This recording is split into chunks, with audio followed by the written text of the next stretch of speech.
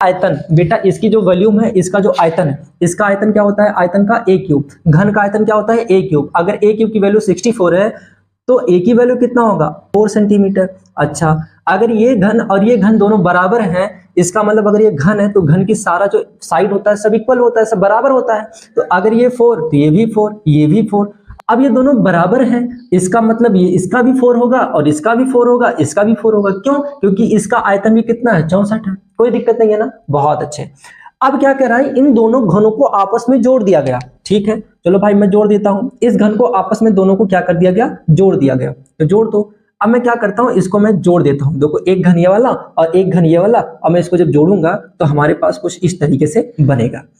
अगर ये 4 सेंटीमीटर था और ये 4 सेंटीमीटर था तो ये टोटल कितना हो जाएगा, तब आप कहोगे सर टोटल तो 8 हो जाएगा। बहुत अच्छे।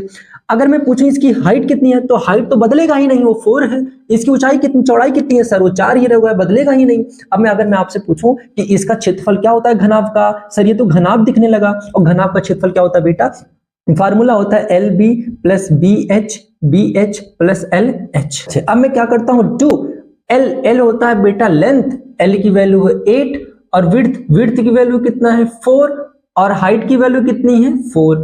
आपको क्या करना है, एल की वैल्यू रखना है 8, वी की वैल्यू है 4, बी की वैल्यू है 4, एच की वैल्यू है 4, एल की वैल्यू है 8 और एच की वैल्यू है 4, है ना।